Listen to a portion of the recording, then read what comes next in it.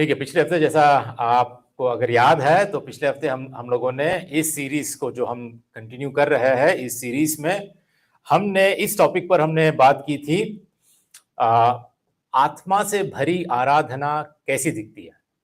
ठीक है, आत्मा से भरी आराधना कैसी दिखती है, what does spirit field worship look like. ठीक है, और आज हम और एक महत्वपूर्ण बात पर हम अध्ययन करने वाले हैं। इस महत्वपूर्ण टॉपिक को हम देखने वाले हैं और वह यह है कि पवित्र आत्मा के वरदान क्या है। ठीक है, what are the gifts of the Holy Spirit. ठीक है, ये जो टॉपिक है बहुत ही जरूरी, बहुत ही महत्वपूर्ण है, ताकि हम वचन में जो हमको पवित्र आत्मा के वरदानों के बारे में बताया गया है उसको हम सही रीति से समझ पाए। ठीक है, मुख्य बात या मुख्य वचन जो हमने अभी तक पढ़ा था और जिस विषय पे हम अध्ययन कर रहे हैं, उस वचन को हम फिर से एक बार पढ़ लेंगे। यह है पहले कुरिन्थियों का 12 और 4 से 6। ठीक है, वचन ऐसा कहता है, वरदान तो कई प्रकार के हैं परंतु आत्मा एक ही है, और सेवा भी कई प्रकार की है परंतु प्रभु एक ही है, और प्रभावशाली कार्य कई प्रकार के हैं परंतु परमेश्वर एक ही है, जो सब में हर प्रकार का प्रभाव उत्पन्न करता है। ठीक है, देखिए ये जो टॉपिक है, ये जो बातें हैं, ये बड़े एक्चुअली बहुत ही लोगों के बीच तर्क वितर्क करने वाली बातें हो चुकी है आज के दिन। ये बहुत ही हॉट टॉपिक जिसको हम कहते हैं ना, मसीहत के बीच में, विश्वासियों के बीच में बहुत ही हॉट टॉपिक है, जिसमें कई वर्गों के बीच में, मसीहत के बीच में ही कई कलीसियाओं के वर्गों के बीच में बहुत सारे झगड़े भी हो जाते हैं, और लोग अपने आप को सही साबित करने के लिए बहुत कुछ बातें करते हैं। आजकल तो आप देखिए सोशल मीडिया में तो भरे पड़े हैं लोग ऐसे जो इस विषय में बहुत ही गलत शिक्षाएं भी देते हैं और इसका उपयोग भी करते हैं। कुछ लोग कहते हैं कि पहले कुरिन्थियों के 12 अध्याय में जो 9 पवित्र आत्मा के वरदानों के बारे में लिखा गया है, कुछ लोग कहते हैं कि वो सारे 9 के 9 वरदान मेरे पास है। कुछ प्रचारक कहते हैं कि परमेश्वर ने मुझे सारे 9 के 9 वरदान मुझे दे दिए, और कुछ कहते हैं कि अगर कुछ वरदान आपके जीवन में अगर आपके पास नहीं है तो इसका मतलब है कि आपने पवित्र आत्मा को पाया भी नहीं। जैसे कि अन्य भाषा का जो वरदान है, मतलब अगर आप अन्य भाषा में बात नहीं करते हो तो इसका मतलब है कि आपने पवित्र आत्मा को नहीं पाया है। और कुछ लोग कहते हैं कि कुछ वरदान, ठीक है, कुछ वरदान अभी है, सक्रिय है, काम कर रहे हैं, और कुछ वरदान अभी नहीं है, बंद हो चुके हैं, या वो अभी नहीं है, अस्तित्व में भी वो नहीं है अभी। और कुछ लोग कहते हैं कि सारे के सारे वरदान खत्म हो चुके हैं, अभी कुछ रखा नहीं है, अभी वो पूरी तरह सक्रिय नहीं है। ठीक है, और कुछ लोग पता है अपने आप को इस सब्जेक्ट पर एक्सपर्ट मानते हैं। कैसे? वो कभी एक संदेश को यूट्यूब पर सुन लेते हैं या कहीं पर कुछ सुन लेते हैं, आधे घंटे का 15 मिनट का कुछ संदेश इस टॉपिक पर सुन लेते हैं, और बस उसी को लेकर वो अपने आप को ये सोचते हैं कि हमने सब कुछ जान लिया, हमने पवित्र आत्मा के वरदानों के विषय में हमको सब कुछ जानकारी मिल गई है।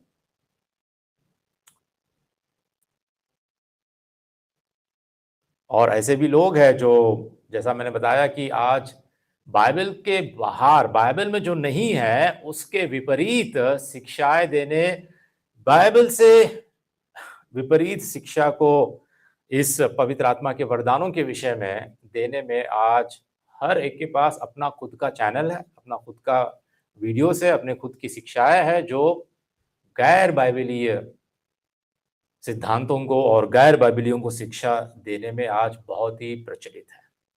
तो जरूरी है हमारे लिए कि पवित्र शास्त्र क्या कहता है, वचन क्या कहता है। किसी की शिक्षा पर आप सुनकर वही सही समझने से यह बेहतर है कि आप खुद अगर पवित्र शास्त्र क्या कहता है वरदानों के विषय में, परमेश्वर का वचन क्या कहता है, अगर हम अध्ययन करें, हम देखने की कोशिश करें, खुद हम स्टडी करें, पढ़े और ध्यान पूर्वक अध्ययन हम करें, तो बात हमको सटीक रीति से समझ आ सकती है।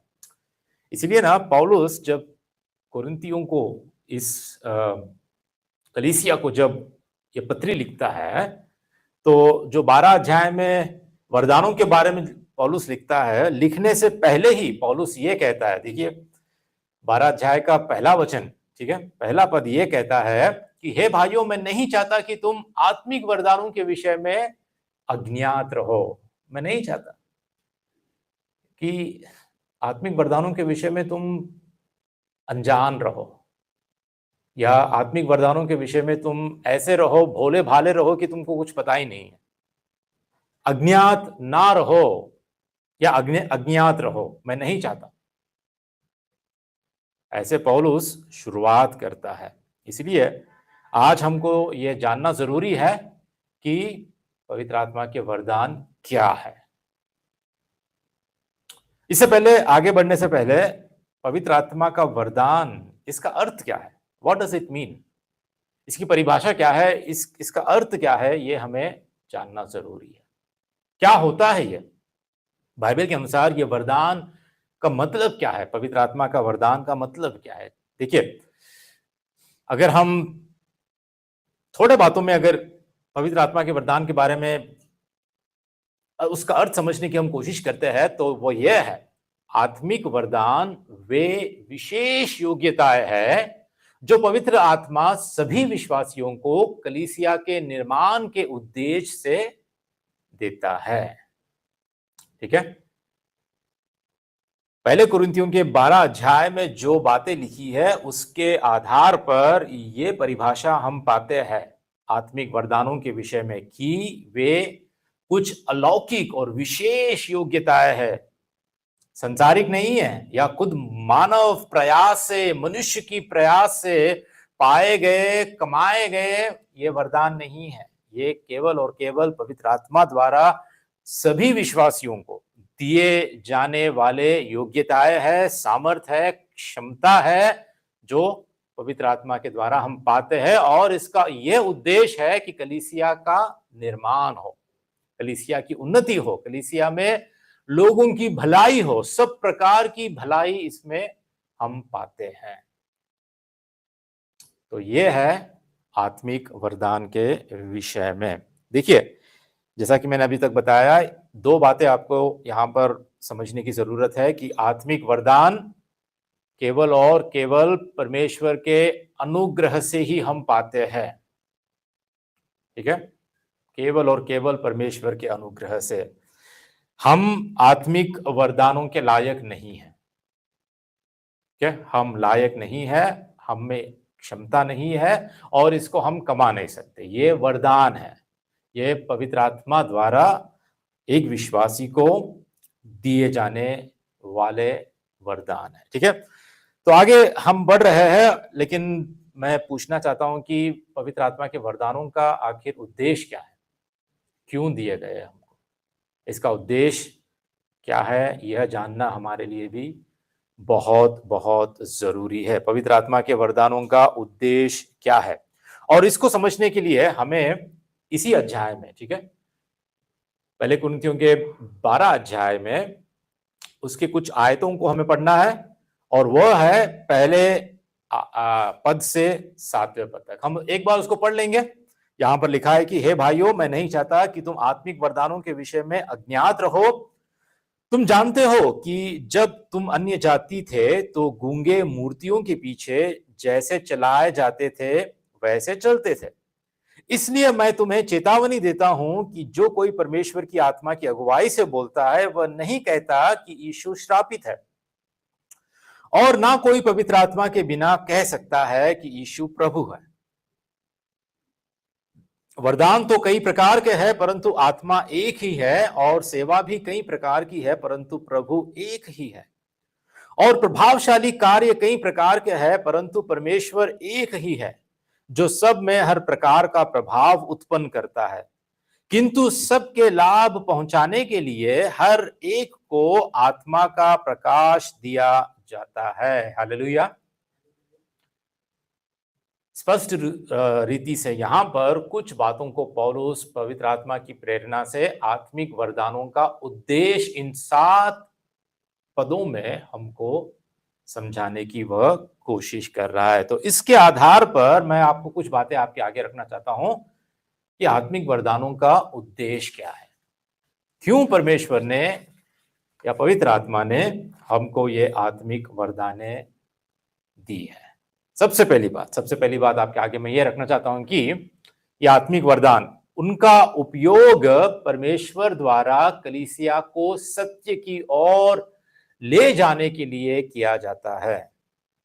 ठीक है, आत्मिक वरदानों का उपयोग परमेश्वर के द्वारा कलीसिया को सत्य की ओर ले जाने के लिए किया जाता है। अभी तक हमने जो वचन पढ़ा है उसमें दूसरे पद में, ठीक है, दूसरी आयत में हमने ये देखा था कि पौलुस कहता है कि ये जो विश्वासी थे कुरिन्थियों की ये कलीसिया के विश्वासी, कहता है कि तुम जानते हो कि जब तुम अन्य जाति थे, विश्वास में तुम नहीं आए थे, तुमको प्रभु यीशु मसीह के बारे में पता ही नहीं था, तुमने उद्धार नहीं पाया था, तुम अन्य जाति थे, तो तुम क्या करते थे? बोलता है यहां पर पौलुस की गूंगी मूर्तियों के पीछे तुम चला करते थे। मतलब उस झूठ में, उस अंधकार में, जो गूंगी मूर्ति, जो बोलती नहीं, जो कहती नहीं, कुछ सुनती नहीं, ऐसी गूंगी मूर्तियों के पीछे तुम चलाए चलते थे। तो कहने का मतलब यह है कि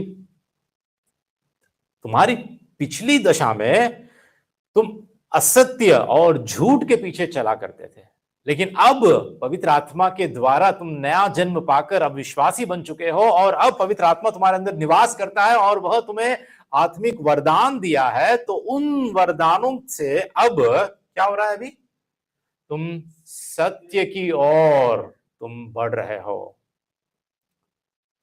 तो आत्मिक वरदानों से कहने का मतलब यह है कि परमेश्वर द्वारा कलीसिया को सत्य की ओर ले जाने के लिए इसका उपयोग किया जाता है। ठीक है, दूसरी बात यह है कि यह आत्मिक वरदान, ठीक है, वे मसीह के शरीर में हर किसी को एक विशेष भूमिका निभाने के लिए दिए जाते हैं। ठीक है, ध्यान दे रहे हैं आप? मसीह के शरीर मतलब मसीह की कलीसिया, इसमें हर किसी को एक विशेष भूमिका निभाने के लिए हमें ये आत्मिक वरदान दिए जाते हैं। वचन अभी तक जो हमने पढ़ा है, पहले कुरिन्थियों के 12 का ये जो 4, 5 अगर 6 इन आयतों को अगर आप देखते हैं तो यहां पर हम पाते हैं कि वरदान कई प्रकार के हैं। पौलुस कहता है वरदान कई प्रकार के हैं, सेवा भी कई प्रकार की है, और प्रभावशाली कार्य भी कई प्रकार के हैं। ये एक ही प्रकार के नहीं है, ये कई प्रकार के हैं, और वरदान भी कई प्रकार के हैं। तो कहने का मतलब यह है, ये आयतें हमें दिखाती है कि परमेश्वर अपने वरदानों को कलीसिया के बीच फैलाता है। ऐसा नहीं कि एक ही व्यक्ति को, एक ही प्रचारक को सारे वरदान दे और जो वहां पे बैठे सुन रहे लोग, जो साधारण विश्वासी है, उनको कुछ ना दे। ऐसा नहीं है। परमेश्वर हर एक को ये वरदाने देता है। परमेश्वर केवल कुछ चुनिंदा लोगों को आत्मिक वरदान नहीं देता और बाकी जो दर्शक है उनको सिर्फ दर्शक बनने के लिए ही बुलाता नहीं है। आत्मिक वरदान इसलिए दिए जाते हैं ताकि हर किसी का एक उद्देश्य हो, हर किसी का एक उद्देश्य हो। शरीर का हर अंग परमेश्वर द्वारा उपयोग के लिए बनाया गया है ना। जैसा हमारे शरीर का अंग हर अंग उपयोग होता है ना। हर अंग हमारा, ऐसा कोई अंग नहीं है जो बेकार है, जिसका कोई यूज ही नहीं है। हमारे शरीर का जैसा हर अंग उपयोग होता है, वैसे ही कलीसिया में भी परमेश्वर ने आत्मिक वरदानों को इसलिए दिया ताकि हर एक व्यक्ति उपयोगी बने। हर एक व्यक्ति का, हर विश्वासी का उपयोग परमेश्वर करना चाहता है। केवल यहां खड़े होकर प्रचार करने वाले नहीं, या गीत गाने वाले नहीं, या वर्शिप करने वाले नहीं, या प्रार्थनाएं करने वाले नहीं, हर विश्वासी का परमेश्वर उपयोग करना चाहता है। इसीलिए परमेश्वर ने हमको आत्मिक वरदानें दी है। इसलिए मसीह के शरीर में हर किसी को एक विशेष भूमिका निभाने के लिए आत्मिक वरदान दिए गए हैं। आगे बढ़ते, तीसरी बात यह है, वे आत्मा में एकता को बढ़ावा देते हैं। आत्मिक वरदान क्या करते हैं? आत्मा में एकता को बढ़ावा देते हैं। कैसे? देखिए, आपके पास कोई भी वरदान क्यों ना हो, हम ये सारे वरदान एक ही आत्मा से हमने पाया है। हम ये सारे वरदान एक ही प्रभु से हमने पाया है। हमने सारे वरदान एक ही परमेश्वर से हमने पाया है। कोई ये नहीं कह सकता है कि मेरे पास बढ़िया वरदान है, बड़े वरदान है, आपके पास छोटे वरदान है, या मेरे पास महत्वपूर्ण विशेष वरदान है, आपके पास छोटे मोटे बेकार के या कुछ बड़े काम वाले नहीं, ऐसे वरदान आपके पास है। ऐसा कोई नहीं कह सकता, क्योंकि हर वरदान जो पवित्र आत्मा के द्वारा कलीसिया के बीच लोगों को दिए जाते हैं, हर वरदान महत्वपूर्ण है। जैसा शरीर का हर अंग महत्वपूर्ण है, ऐसा कोई शरीर का अंग हम कह सकते हैं कि ये छोटा काम करता है तो ये ज्यादा इंपॉर्टेंट नहीं है, ये बहुत छोटा है, आंख मेरी बहुत छोटी है, मेरा पैर बहुत बड़ा है, इसीलिए आंख बेकार है, हम ऐसा कह सकते हैं क्या? नहीं, हर अंग बहुत जरूरी है, और इसीलिए कोई ऐसा नहीं कह सकता है कि मुझे दूसरे की जरूरत नहीं है। कोई ऐसा नहीं कह सकता है। क्या आपके अंग में, आपके बदन में आपके जो अंग है, कोई आप कह सकते हैं कि ये जरूरत नहीं है मुझे, मेरे नाखून है ना, ये जरूरत नहीं है मुझे, इसको अगर ये नहीं है तो भी मैं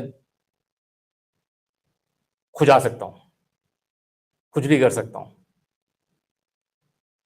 हम कोई भी अंग को हम बेकार नहीं मानते हैं, है ना, हम बेकार नहीं मानते।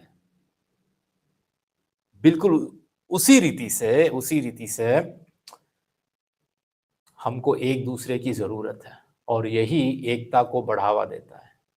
तो आत्मा में एकता को बढ़ावा, जब वरदान हमारे बीच में है, एक दूसरे को दिए जाते हैं, तो ये वरदानों का उद्देश्य है कि आत्मा में एकता को बढ़ावा दे, हमको एक करे, हमारी एकता को ये कायम रखता है। ठीक है, उसके बाद पवित्र आत्मा के वरदानों के उद्देश्य में एक ये उद्देश्य है कि वे सबके लाभ पहुंचाने के लिए है। आत्मा के वरदान हमको इसलिए दिए गए हैं कि सभी का लाभ हो, मतलब सभी, मतलब यहां पर कौन है? कलीसिया के विश्वासी, कलीसिया, ठीक है, जो शरीर है, जो मसीह की देह है, ये इसका लाभ हर प्रकार से कलीसिया की उन्नति, कलीसिया का लाभ, और कलीसिया में इसका निर्माण, कलीसिया का निर्माण, ये मुख्य उद्देश्य है आत्मिक वरदानों का।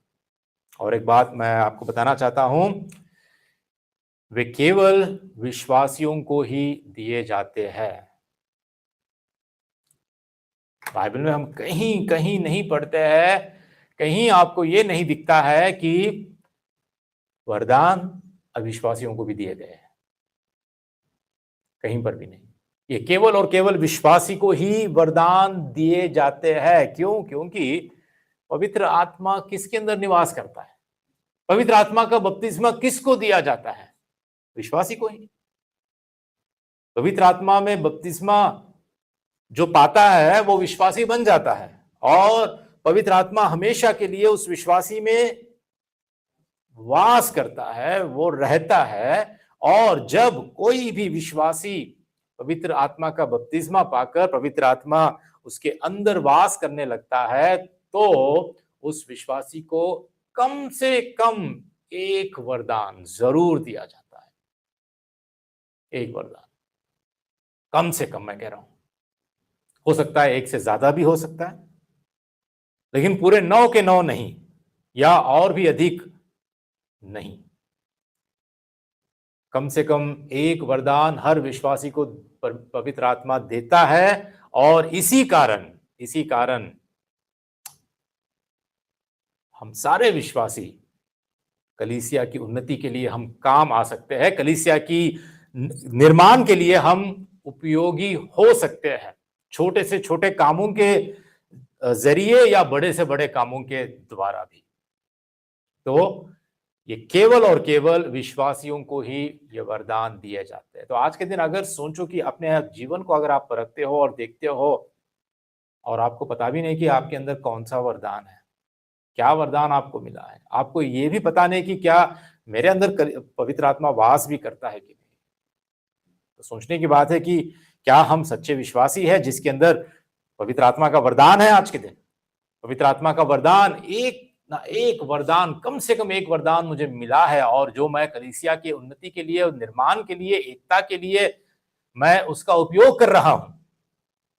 आज सोचने की बात है कि हम कैसे विश्वासी हैं, और ये वरदान जो हमको दिए जा रहे हैं ये केवल और केवल परमेश्वर की महिमा के लिए है।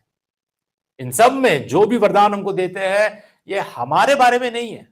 आज मसीहत के बीच कई सारे कलीसियाओं के बीच ये वरदानों के विषय में लोग ऐसा सोचते हैं कि ये मेरे बारे में है, ये मेरी मिनिस्ट्री के बारे में, मेरी सेविकाई के बारे में है, और इनके द्वारा मैं समाज के बीच, लोगों के बीच या ऑनलाइन सोशल मीडिया में मैं पॉपुलर बन जाऊं, मैं प्रसिद्ध बन जाऊं।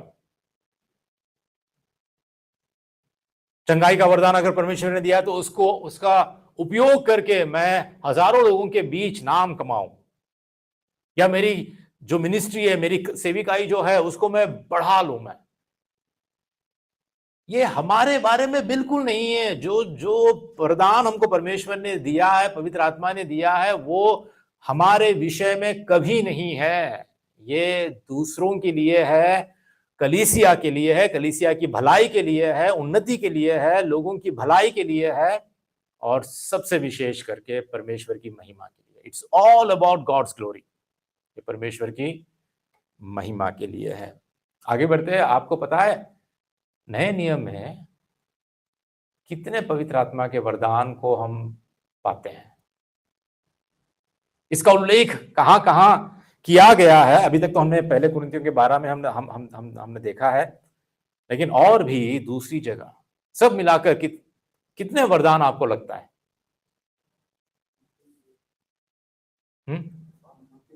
सात? मत्ती में है, गलातियों में है। ठीक है, ये बात आपको जानना जरूरी है, इसलिए मैं कुछ आपको बताना चाहता हूं कि थोड़े लोग सोचते हैं कि जो पहले कुरिन्थियों के 12 में जो वरदानों के बारे में लिखा गया है, वहां पर 9 वरदानों के विषय में लिखा गया है, और लोग सोचते हैं कि ये केवल 9 ही वरदान है सारे नए नियम में, लेकिन ऐसा नहीं है, ऐसा नहीं है। और कहां कहां अन्य जगहों पर हम वरदानों के विषय में हम पाते हैं, मैं आपको बताना चाहता हूं। लेकिन सबसे पहले हम पहले कुरिन्थियों के 12 अध्याय को हम देख लेंगे, जहां पर 8 से 10 आयतों में हम देख पाते हैं कि ये वरदानों के विषय में पौलुस क्या कहता है।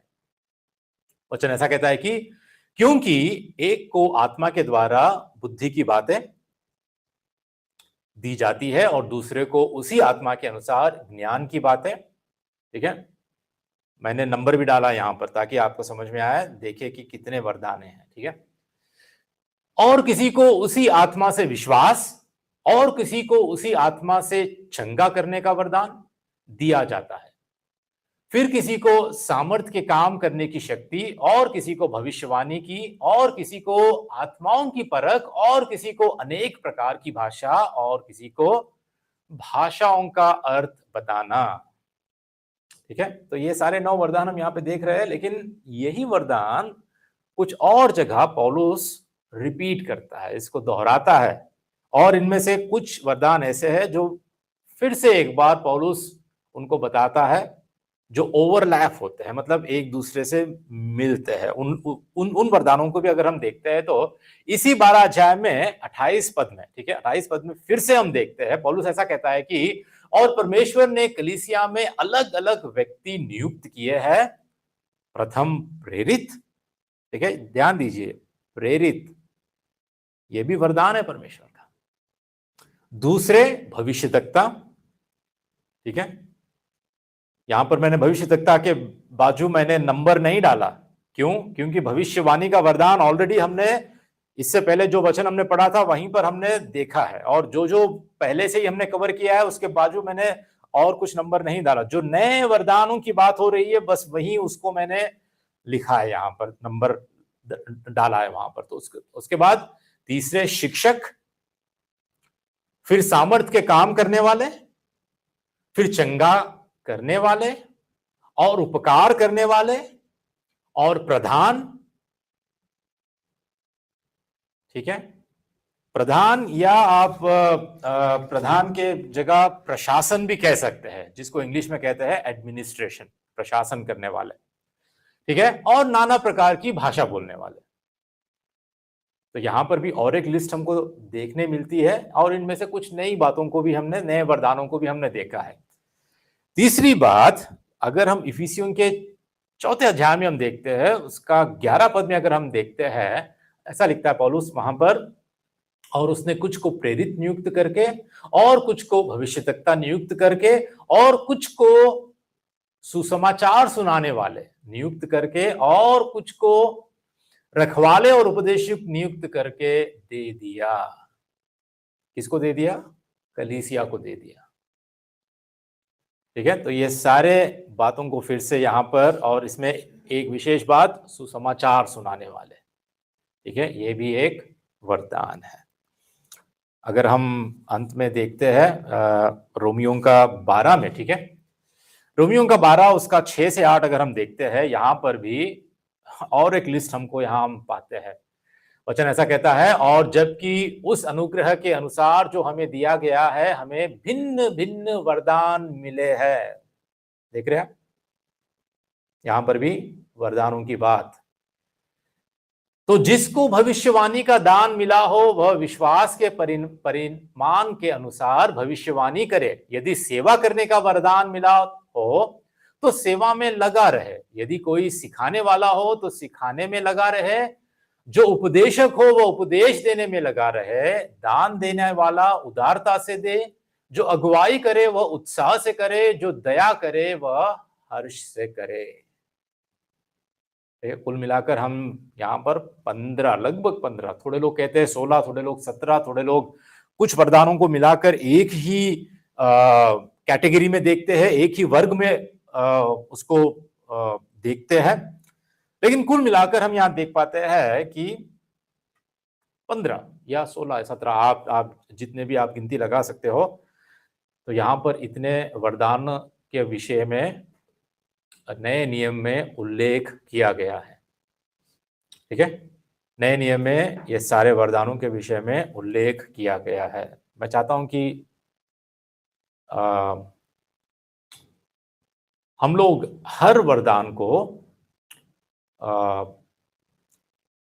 संक्षेप में, ठीक है, विस्तार से नहीं लेकिन संक्षेप में हम लोग हर वरदानों को हम देखें, ताकि हम समझ पाए कि इस वरदान का अर्थ क्या है, ये क्या कह रहा है, ये वरदान का मतलब क्या है। ठीक है, इसलिए मैं आपको बताना चाहता हूं इन वरदानों के विषय में। सबसे पहले हम देखते हैं बुद्धि की बातें, ज्ञान की बातें या शिक्षा देना। ये तीनों को मैं एक ही वर्ग में, मैं एक ही ग्रुप में मैंने रखा है, क्योंकि बुद्धि की बातें बताना या ज्ञान की बातें बताना या शिक्षा देना लगभग एक ही बात है। इसमें थोड़ा सा कहीं ना कहीं फर्क हो सकता है, लेकिन बात यह है कि परमेश्वर से मिली ऐसी बुद्धि या ऐसा ज्ञान जो जीवन की परिस्थितियों में आत्मिक सच्चाइयों को सही ढंग से लागू कर सके। सुन रहे हैं? ऐसी बुद्धि, ऐसा ज्ञान जो हमारे जीवन की जैसी भी परिस्थिति क्यों ना हो, उन दशाओं में, उन परिस्थितियों में आत्मिक सच्चाई जो परमेश्वर के वचन से हमको मिली है, उन आत्मिक सच्चाइयों को सही ढंग से हमारे जब जीवन में हम लागू कर सकते हैं ना, वो होता है बुद्धि की बातें या ज्ञान की बातें। और इतना ही नहीं, जो शिक्षा देने वाले हैं बाइबल की सच्चाइयों को स्पष्ट रूप से समझाने और प्रभावशाली ढंग से सिखाने की सामर्थ। ये वरदान जिसके पास है उनको ये सामर्थ्य, ये क्षमता उनके अंदर होती है कि बाइबल की सच्चाइयों को वो स्पष्ट रीति से, सटीक रूप से समझाने और प्रभावशाली ढंग से उसको सिखाने में वो सक्षम होते हैं। देखिए, ये बहुत ही जरूरी वरदान है, विशेष करके पास्टर्स के लिए, उपदेशकों के लिए, या जो प्रचार करते हैं, जो सेविकाई में है, जो शिक्षा देने वाले होते हैं ना, उनके लिए ये महत्वपूर्ण वरदान है। अगर कोई सेवक है, पास्टर है, तो उसके अंदर यह वरदान होना जरूरी है। इस वरदान के बिना वह पास्टर नहीं हो सकता, क्योंकि पास्टर को एक अच्छा शिक्षक भी होना चाहिए। उसको बुद्धि की बातें, ज्ञान की बातें सिखाना, समझाना और जानना, लागू करना, ये सब कुछ पता होना चाहिए। ये बहुत जरूरी है। ऐसा वरदान होने वाले जरूरी नहीं है कि वो पास्टर बने, लेकिन एक पास्टर को ऐसा वरदान होना जरूरी है, बहुत जरूरी है। दूसरा वरदान, विश्वास। विश्वास, परमेश्वर की सामर्थ, वचनों और उपस्थिति पर असाधारण विश्वास, तब भी जब परिणाम अनिश्चित प्रतीत हो। मतलब तुमको पता नहीं क्या होने वाला है, क्या हो सकता है, लेकिन फिर भी तुम परमेश्वर के वचनों पर, उसकी प्रतिज्ञाओं पर, उसकी उपस्थिति पर तुम विश्वास करते हो। ऐसा अलौकिक विश्वास जहां पर जैसा भी परिणाम क्यों ना हो, परमेश्वर की उस सर्वभौम इच्छा पर, उसकी उस सामर्थ्य पर तुम विश्वास करते हो। ऐसा विश्वास, ये विश्वास उद्धार पाने का जो विश्वास होता है, प्रभु यीशु मसीह पर जो हम उसके समाप्त कार्य पर, उसके जो कार्य पर हमने विश्वास किया, जिसके कारण हम उद्धार पाए, वो विश्वास नहीं है। ठीक है, ये एक विशेष वरदान है जो कि विश्वासी को मिलता है, जिसके कारण उसका विश्वास, उसका भरोसा प्रभु पर इतना दृढ़ होता है कि हर परिस्थिति में, चाहे अंजाम कुछ भी क्यों ना हो, चाहे परिणाम कुछ भी क्यों ना हो, वो प्रभु पर निर्भर होता है, विश्वास करता है पूरी रीति से। ठीक है, चंगा करने का वरदान, चंगा करने का वरदान। अब यहां पर हमें अच्छी तरह समझना चाहिए इस वरदान के विषय में, क्योंकि आज लोग जो दावा करते हैं कि मेरे पास चंगा करने का वरदान है, प्रभु ने मुझे चंगा करने का वरदान दिया है, ठीक है, ऐसा जो दावा करने वाले हैं, इनके विषय में हमें सोचना, समझना, परखना जरूरी है कि क्या सच में चंगा करने का वरदान है। इसका मतलब क्या है? यह वह क्षमता जो बीमार व्यक्ति को तुरंत, 1 साल के बाद नहीं, 10 साल के बाद नहीं, ठीक है, तुरंत चंगा कर देती है, चाहे उसका रोग या चोट कुछ भी हो, कुछ भी क्यों ना हो, उसके पास ऐसी कोई भी बीमारी क्यों ना हो जो जिसकी कोई दवा भी ना हो। ठीक है, सिर्फ आज सर्दी, जुकाम या सर में दर्द या पैर में दर्द, यहां वहां दर्द, तो तुम्हारे लिए प्रार्थना करते वो चंगा हो गया, ऐसी सिर्फ इतना ही नहीं, यहां तक सीमित नहीं, परंतु कोई भी बीमारी क्यों ना हो, कोई भी बीमारी क्यों ना हो।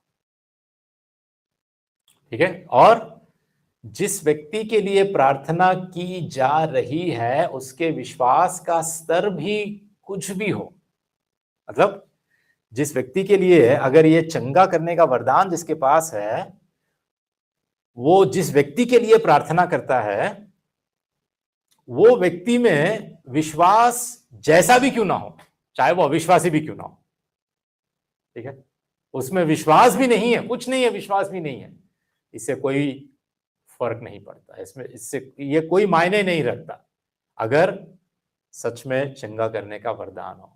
और या यहां तक कि चंगा करने वाले और चंगा होने वाले व्यक्ति के बीच की निकटता भी कुछ भी हो, मतलब वो चाहे दूर है या पास है, इससे भी कोई फर्क नहीं पड़ता। चंगा करने वाले का वरदान, जैसा कि हम देखते हैं कि प्रभु ने जो अधिकारी था, जो आया था अपने सेवक के लिए मांगने के लिए कि प्रभु जी उसको तो चंगा कर, सूबेदार जो था ना, वो आया था, लेकिन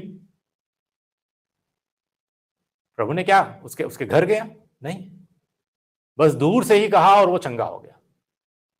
तो यहां दूरी मायने नहीं रखती है, जो चंगा होने वाला है उसका विश्वास भी मायने नहीं रखता है,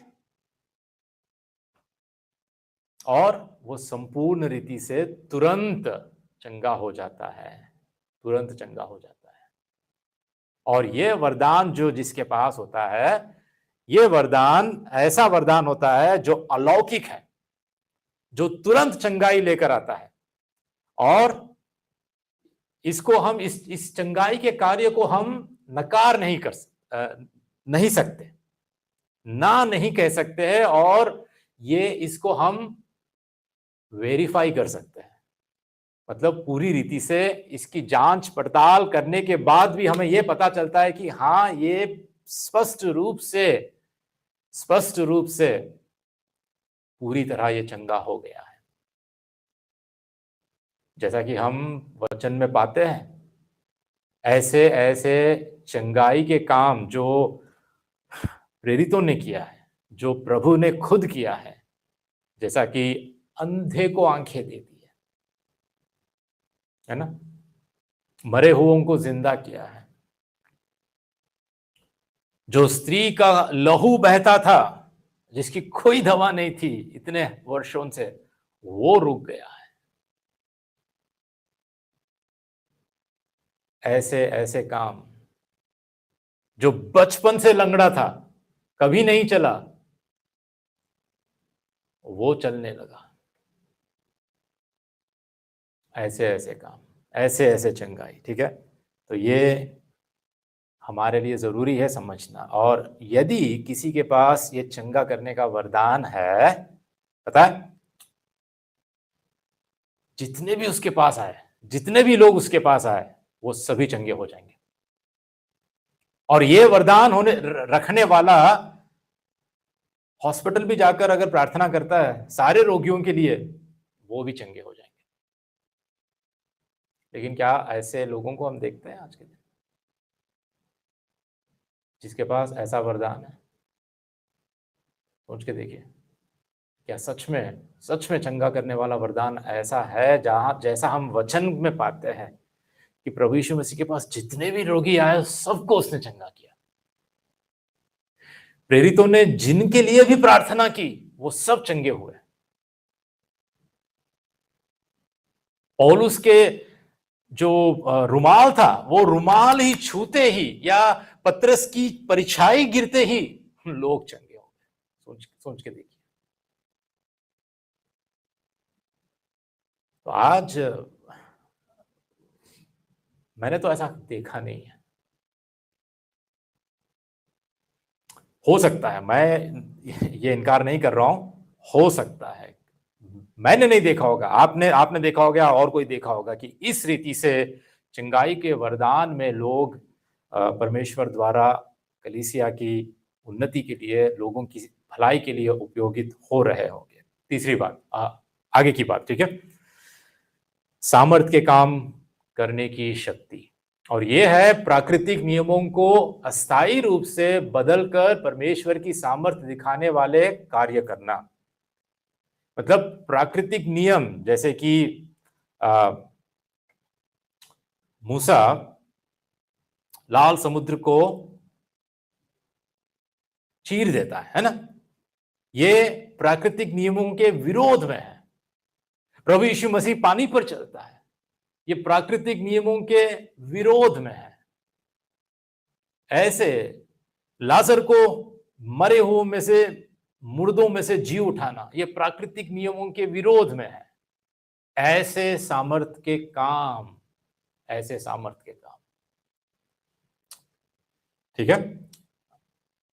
अगर आप पुराने नियम में भी देखते हो, एक वक्त एलिया भविष्यद्वक्ता, ठीक है, एलिया एक ऐसा चमत्कार करता है, कुल्हाड़ी, ठीक है, कुल्हाड़ी जो हम पेड़ काटते हैं ना, वो कुल्हाड़ी एक बार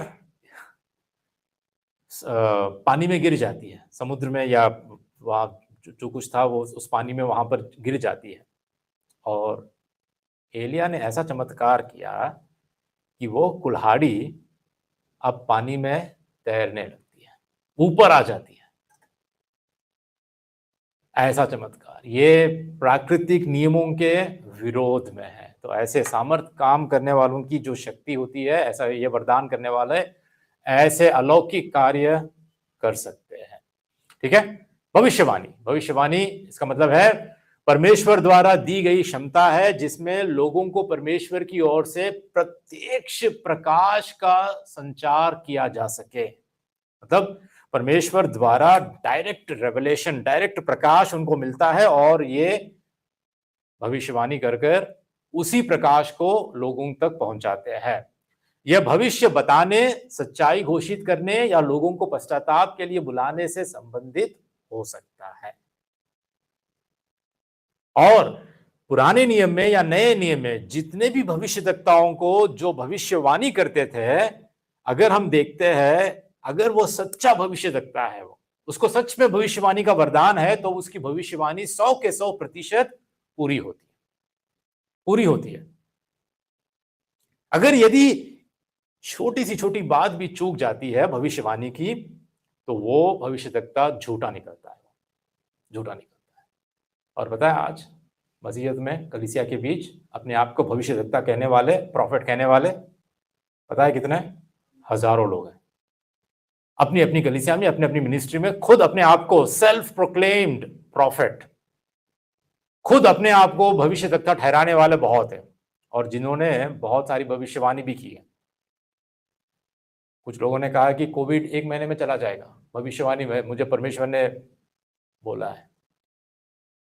कुछ लोगों ने कहा कि इस बार बीजेपी नहीं आएगा,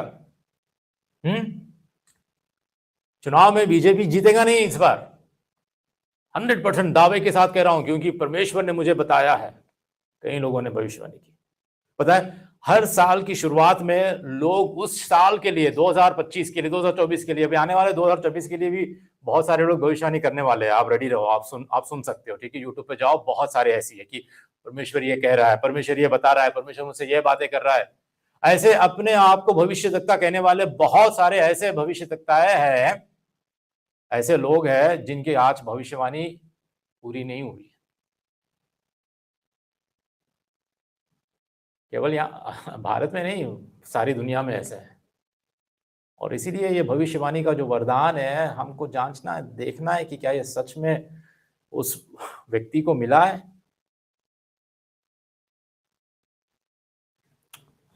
ठीक है, कुछ बातें ऐसी है जिसके बारे में आपको भविष्यवाणी करने की जरूरत ही नहीं है। कुछ लोग प्रचारक या ऐसे वरदानों के विषय में जो अपने आप को ऊंचा उठाना चाहते हैं और दिखाना चाहते हैं, और कुछ ऐसी हवा में बातें करने वाले भी बहुत होते हैं, और कहते हैं कि आज परमेश्वर आपके जीवन में कुछ करने वाला है, मुझे परमेश्वर कह रहा है, मुझसे बातें कर रहा है कि परमेश्वर आज आपके हृदय में, आपके जीवन में, आपके परिवार में आज एक विशेष कार्य करने वाला है। इसके लिए भविष्यवक्ता होने की जरूरत नहीं, मैं भी कह सकता हूं, है ना, मैं भी बता सकता हूं। कुछ ऐसे बातें कर लोगों को भरमाने वाले आजकल बहुत है। क्या सच में उनकी भविष्यवाणी पूरी हो रही है?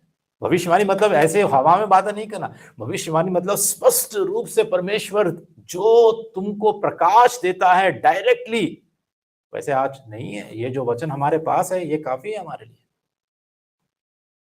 अगर कुछ ऐसे परमेश्वर आपको बताता भी है तो वो स्पष्ट रूप से, अलौकिक रूप से आपके जीवन में विशेष बात जो होने वाली है, परमेश्वर उसको अगर बताता भी है तो वो 100%, 100% वो होके ही रहेगी, होके ही रहेगी। आगे बढ़ते हैं। आत्माओं की परख। सच्चे प्रकाश को झूठे प्रकाश से और सच्चे शिक्षकों को झूठे से अलग करने की एक क्षमता, और ये बहुत जरूरी है हर विश्वासी के लिए, आत्माओं की परख, कि ये किस आत्मा से ये बोल रहा है, बातें कर रहा है, सच क्या है, झूठ क्या है, इसकी परख हमें होना जरूरी है।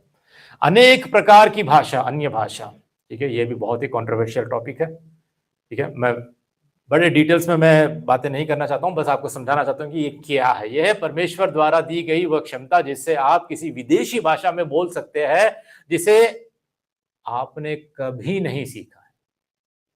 ये सिर्फ थोड़े बातें नहीं है, थोड़े दो चार शब्द उसको बार बार रिपीट करो जिबरिश की तरह, ये बार बार रिपीट करने की बात, ये भाषा है, भाषा है। ये वरदान भाषा का वरदान है। ठीक है, दो चार बातों को हमेशा रिपीट करते रहो करते रहो करते रहो, ये नहीं है। उदाहरण के लिए अगर ये वरदान वाला हमारे बीच में कोई है, सोचो कि मरकुस अनेक प्रकार की भाषा, अन्य भाषा मरकुस ने पाया है ये वरदान को, तो मरकुस अगर इस अन्य भाषा में बातचीत कर रहा है तो ये मरकुस को भी पता नहीं होता है। पता है किसको पता होता है ये? सुनने वालों को। हाँ, लेकिन सुनने वालों में हो सकता है कि सबको पता नहीं है, और इसीलिए इसीलिए अगला वाला जो है कि भाषाओं का अर्थ बताना, ये वरदान मुख्य है, क्योंकि जो अन्य भाषाओं में बात कर रहा है अगर उसकी भाषा कोई उसका अर्थ नहीं बताएगा तो वो भाषाओं में बात करना भी बेकार है। ये भाषाओं का अर्थ बताना परमेश्वर से पाई गई ऐसी सामर्थ जिससे किसी अपरिचित भाषा में बोले गए संदेश को समझाया जा सके। उदाहरण के लिए, यदि मरकुस पवित्र आत्मा के इस वरदान को पाकर वो अन्य भाषा में बात कर रहा है और वो भाषा उसको पता नहीं कि वो भाषा क्या है, हो सकता है कि वो मलयालम है, ठीक है, और ये भाषाओं का अर्थ बताने का वरदान धर्मेंद्र के पास है। अब धर्मेंद्र को भी मलयालम पता नहीं है ना, दोनों को मलयालम पता नहीं, लेकिन वो जो अन्य भाषा में बात करने वाला वरदान जो है मरकुस के पास, वो मलयालम में बात कर रहा है, लेकिन अब ये भाषाओं का अर्थ बताने वाले के पास जो वरदान है उसको भी मलयालम पता नहीं, लेकिन ये वरदान ऐसा है कि जो बातें कर रहा है मलयालम में ये उसको स्पष्ट रीति से समझ पाएगा और कलीसिया को बता पाएगा, बल्कि दोनों को भी पता नहीं कि ये भाषा क्या है। ये होता है कि भाषाओं का अर्थ बताना। धर्मेंद्र को भी पता नहीं मलयालम क्या है, लेकिन पवित्र आत्मा की क्षमता से, सामर्थ्य से ये समझ पाएगा, जो खुद मरकुस नहीं समझ रहा है, जो किसी को समझ में नहीं आ रहा है, लेकिन अब ये समझ रहा है और ये इसका अर्थ बता रहा है। सोच के देखिए कि ऐसा कहां, कितने कलीसियाओं में, कहां पर होता है। क्यों हजारों लोगों के पास सिर्फ अन्य भाषा बोलने का ही वरदान होता है आज के दिन, लेकिन कोई उसको समझाने का वरदान नहीं होता है।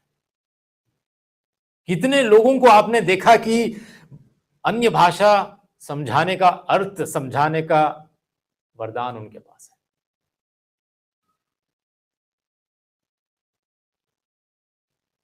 अगर सच में कोई अन्य भाषा में बात कर रहा है और ये भाषाओं का अर्थ बताने वाले, वरदान वाले चार लोग हैं, चार भिन्न भिन्न प्रकार या चार जगहों पर यह है। सोचिए कि अगर मरकुस आज अन्य भाषा में बात कर रहा है और मैं उसको रिकॉर्ड करता हूं, मैं उसको रिकॉर्ड करता हूं, और चार अन्य लोगों के पास, जिनके पास भाषाओं का अर्थ बताने का ये जो वरदान है उनके पास है, और ये रिकॉर्डिंग उनको मैं भेजता हूं, चार अलग अलग लोगों को मैं, तो क्या चार लोगों से मुझे एक ही जवाब मिलेगा? अगर सच में ये जो अन्य भाषा का वरदान है जो मरकुस बात कर रहा है, अगर सच में वो परमेश्वर द्वारा दिया गया वरदान है, तो ये जो 4 लोग जिनके पास भाषाओं का अर्थ बताने का वरदान है, ये इनके 4 लोगों के पास से मुझे वही जवाब मिलना चाहिए, एक ही जवाब मिलना चाहिए, है ना? तो यदि किसी के पास अगर ऐसा वरदान है तो आप परख सकते हो, आप जान सकते हो कि क्या सच में भाषाओं का वरदान उसके पास है। और सच में अगर चार लोगों के पास से 4 भिन्न भिन्न प्रकार के जवाब अगर मुझे मिले, तो इसका मतलब क्या है फिर? मरकुस भाई झूठे हैं, या जो भविष्यवाणी जो भाषाओं का अर्थ बताने वाले, इसके पास ये वरदान नहीं है? दो भी हो सकता है ना? अर्थ बताने वाले के पास ये वरदान नहीं हो, चारों के पास अगर वरदान नहीं है तो फिर तो कौन सही है? चारों भी अगर भिन्न भिन्न प्रकार के अर्थ हमको बताए तो कौन सही है कौन गलत है? तो इसलिए ना आज मसीहत के बीच हमें बहुत सावधानी से इस विषय में हमें सोचना है कि क्या ये सच है, क्या ये गलत है, क्या जो कुछ आज चल रहा है मसीहत के बीच, जो मजाक उड़ा रहे हैं लोग हमारा इस सारे वरदानों के विषय में, क्या ये सच में आज सक्रिय है? सच में जिस रीति से पवित्र शास्त्र हमको समझाता है, क्या उस रीति से यह हो रहा है? समाप्त करते हम। प्रेरिताई भी एक वरदान है। प्रेरिताई का वरदान परमेश्वर द्वारा दी गई योग्यता और पद है जो मसीह या स्वयं प्रेरितों द्वारा नियुक्त किए गए थे। कलीसिया की स्थापना, मार्गदर्शन और विस्तार हेतु विशेष बुलाहट है ये, ठीक है।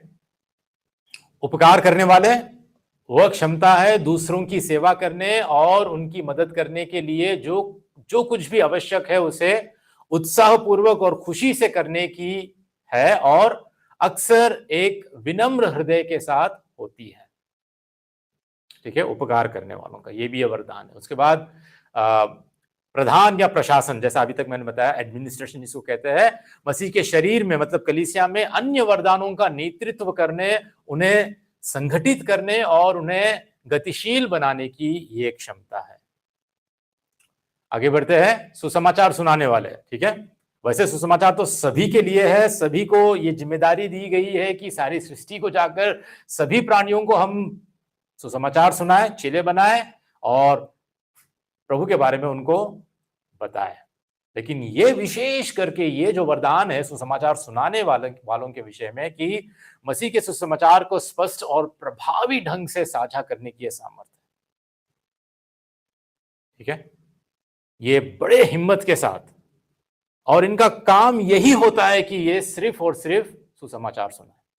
और परमेश्वर इनको, जैसे कुछ मिशनरीज है जिनको परमेश्वर ने सुसमाचार के विषय में ही वो वरदान देकर उनको कई कई ऐसे जगहों पर भेजा है जो एक साधारण विश्वासी नहीं कर पाता, साधारण पासवान भी नहीं कर पाता।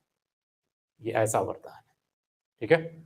दान देना, परमेश्वर से प्रेरित होकर अपनी संपत्ति और संसाधनों को खुशी पूर्वक और खुले दिल से देना, ये हर कोई नहीं दे सकता है, ठीक है। ये भी दान देना एक वरदान है। उत्साह देना, दूसरों को ढाढ़स देना, प्रोत्साहित करना और सही मार्ग पर चलने को प्रेरित करने की सामर्थ्य, ठीक है। उत्साह करना, दया, जरूरतमंदों, पीड़ितों और दुखियों के प्रति करुणा और सहानुभूति दिखाने की आत्मिक क्षमता, ठीक है। उसके बाद आखिरी है चरवाहा या पास्टर। ये भी एक वरदान है परमेश्वर द्वारा दी गई, मसीहों की आत्मिक देखभाल करने, उन्हें मार्गदर्शन देने और सुरक्षित रखने की क्षमता, ठीक है। तो यहां पर समाप्त होता है ये सारे वरदानों के विषय में। देखिए बहुत कुछ है जो आज मैंने अभी बताया नहीं, लेकिन बहुत बड़े महत्वपूर्ण सवाल ये भी हो सकते हैं कि जो हम आने वाले हफ्तों में हम देखेंगे कि हम कैसे पाए इन वरदानों को, हम कैसे पाए, और हम कैसे जाने कि कौन सा वरदान मेरे पास है, ठीक है। और क्या ये वरदान आज नहीं है, अस्तित्व में नहीं है, ये रुक चुके हैं, ये बंद हो चुके हैं, या फिर इनमें से कुछ वरदान आज भी कलीसिया के बीच में सक्रिय है? इन बातों को भी हम देखेंगे।